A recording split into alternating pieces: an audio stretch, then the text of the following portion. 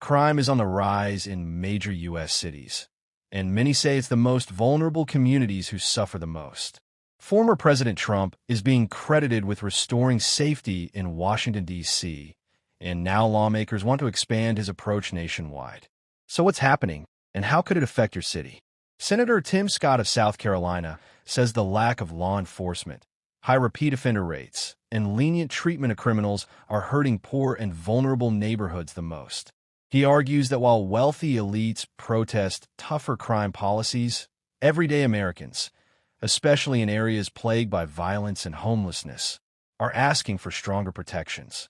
Scott credits former President Donald Trump for bringing more security to Washington, D.C. In fact, even the city's mayor has admitted the results are working.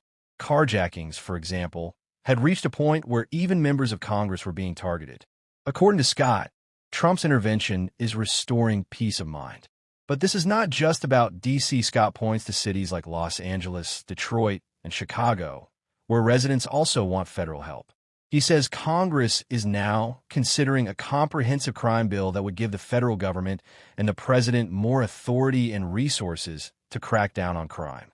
This bill could focus on three main goals: reducing recidivism, helping former inmates build better lives so they don't return to crime; strengthening law enforcement, giving more power to federal authorities to enforce laws where local governments fall short; protecting vulnerable communities, making sure seniors, children, and working families feel safe in their neighborhoods. Scott shares his own background, growing up in poverty in North Charleston, one of the nation's hardest-hit crime areas. He says legislation like this would make it safer for kids walking to school, seniors returning from the grocery store, and families trying to live without fear.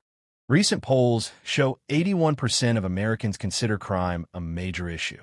Despite this, some high-profile figures, including former President Barack Obama, appear to be on the other side of the debate.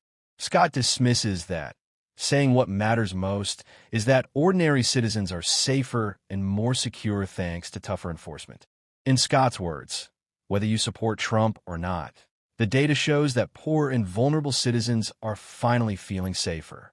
For him, that's good news for America.